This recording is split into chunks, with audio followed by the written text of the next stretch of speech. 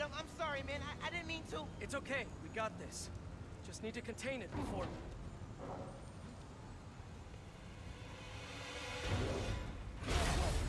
Before that happens.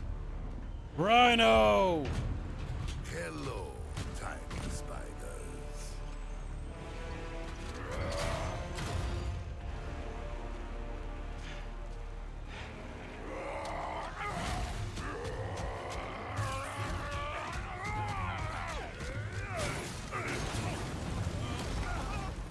What the hell? Miles, I've got Rhino, but you have to contain the escapees. Right. Insane. I'm on it. Heroes I've just beaten. Spider-Man Miles Morales, and what a game. Gotta give it up to Insomniac Games for doing one hell of a job with this. Even though it wasn't a full-on game, it was a standalone sort of expansion to the Spider-Man game franchise now. It is done well. This is definitely Miles Morales' coming out party, and they just really let him shine here.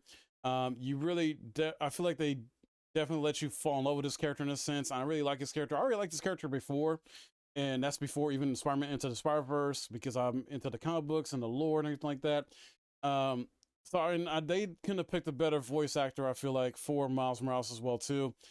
And I like how they really just focus on him. Peter is in here, but we kind of already know the setup for the most part. You know, Peter basically goes away on a trip for a few weeks with MJ. So he essentially lets Miles be the only Spider-Man to essentially protect New York City. And we know Miles has moved to Harlem. He's not in Brooklyn anymore. And so he's with his mom there in Harlem. And it's pretty much the holidays, it's Christmas time. And this game couldn't come out at a better time because of the holiday time. So I like how they did that, where, you know, the end game is the holidays and right now it's the holidays. So just adds to the positivity and joyous time and whatnot. But anyway, let's get back to this. So, like I said, story-wise, this game, I feel like, is done a lot better in terms of pacing, characters, and character development. Obviously, not every character I like in this game or think is done fairly well, but for Miles, his best friend Genki, his mom, let's say Roxxon's little stooge guy, I think what was his name, Simon Craig or something like Kruger or whatever. He has another best friend named Finn, who turns out to be someone I didn't expect, basically. But it really showcases how Miles is really there for his community. He, you know, is involved. Almost immediately you see how he likes to help out when he can, even while he's just walking down the street, listening to some music and whatnot. He's just really involved, and that really showcases how he's similar as well as different from Peter. Not saying Peter isn't involved too, because we did see Peter really be involved with Feast and helping his Aunt May and stuff like that, and helping the community out in that way, and always being friendly neighborhood Spider-Man, like that. But there are definitely some tidbit, you know, differences in a good way that showcase how Miles and Peter both essentially represent the best of humanity in a sense, and that's why I love these characters so much. Peter has always been, aka Spider-Man, has always been like my favorite superhero for the most part, along with Wolverine. But in terms of just like a superhero that really represents, like, you know, the kind of average Joe person or everyday type of person in a sense, or someone who isn't, you know, rich and got all this money and whatnot, and he got powers at a young age and just had to figure out how to do right, you know, with these powers and right by others. It's incredible. But going back to Miles, who also suffers from a similar rooted tragedy and sort of learning curve, I guess, to his powers. You know, he lost his dad in the first game, and he's around the same age as Peter when Peter got his powers initially. So Miles is much like Peter in the sense of trying to learn how to adapt to these new powers, be there for his community as both, you know, Miles and Spider-Man, kind of lead his double life and whatnot, and just protect the ones he loves, and just be there for everybody as best as he can. So he's going through his own journey there. It's nice to see how the story turns out, where the community ends up having his back towards the end, in a sense. Character development wise, he's great. He does great. He does make some mistakes along his journey, like any other hero would. You know, Peter Parker, Spider-Man's made a lot of mistakes, and Miles has to make his own mistakes too and learn from them, and he does. And he does a way better job, and he's a much better person because of it. So it's great to enjoy that journey, even though it's a smaller slice in a sense. This game doesn't take long to beat. It's like 8 to 10 hours on your first playthrough, maybe up to 12 to 13 if you're trying to do everything like I was. I knocked it out in about 13 hours as I did everything. But it was just a lot of fun. And visually, it looks fantastic. It's definitely best played on the PS5. Instant loading times. I can't say any more than that, really, in terms of what I loved about visuals and game mechanic wise.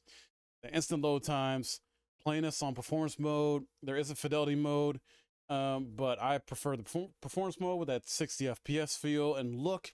It just looks so much more smoother and great. And New York has never looked better, in my opinion. This looks even better than 2018's Marvel Spider-Man in terms of the environment in New York and just how the animations are, colors, the shading, the lighting, all that great stuff. You even see it now in the little corner there. Sorry, a little bit. So, gameplay-wise, I have to say it definitely feels very similar to 2018's Marvel Spider-Man overall. Obviously, they add a few new mechanics here in terms of Miles Morales' 2 new powers with his invisibility and the bioelectricity that you utilize during combat and stealth type missions or when you need to be stealth, stuff like that. But outside of that, swinging feels much of the same, but a little bit more improved. Feels more fluid, definitely better, not as shaky. There were a couple times where I got stuck on a wall though, a little glitchy, where I was like, I think it was like either like a blanket or some shit or a sheet or whatever, and I don't know. It was weird. I thought I got glitched in the wall for a second. I probably was technically glitched. So, but outside of that, there wasn't really any other glitches or anything going on. Mostly solid, smooth experience. Combat's very, like I said, very familiar. You won't feel like you're out of place. It kind of feels like you're riding a bike in a sense. And just once you get used to the PS5 controller and the adaptive triggers and the feedback and everything like that, it just makes it even better. Makes it even better. And just using his bioelectricity powers in combat, it's so much fun. Just mixing it up.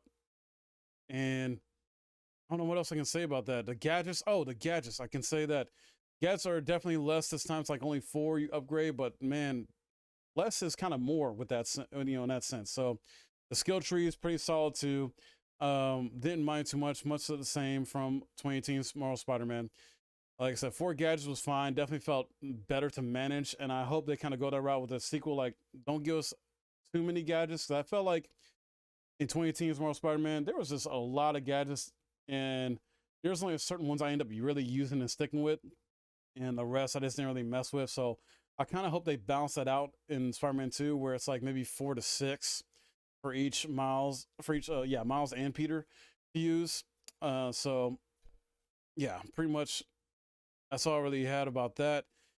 And I gotta say, with how the things ended up being towards the end of this game, how the Tinkerer ended up being, not who I expected to be, and at the same time, not being as, I wouldn't say Tinkerer's a great villain. The Tinkerer is definitely weaker than Dr. Octavius, I feel like, in terms of a villain, but goes through an experience that gives her somewhat of similar reasons like Dr. Otto to do what she does, but not done as well, I feel like. But she redeems herself towards the end. Not gonna spoil it, but yeah, the way she redeems herself, it's incredible. And that last little moment there with Miles too, with what happens to him and how the community just comes together, has his back, is just incredible. I cannot wait for the sequel. And so my final verdict for this game, for me, is going to have to be a 10 out of 10, because this to me is just a top level, tier 1 level, top notch, elite level type of game. That doesn't mean that it's perfect, but a 10 out of 10 to me is just, like I said, very elite level type of game, and very little mistakes, if there are any, or gripes that I have in comparison to 2018's Marvel Spider-Man. So that's my verdict. Hope you guys enjoyed this review.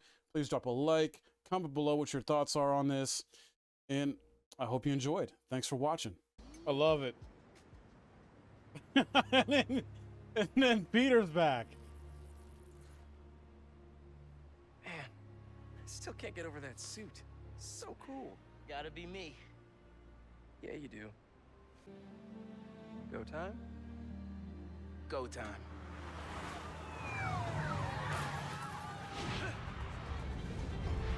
Hell yeah.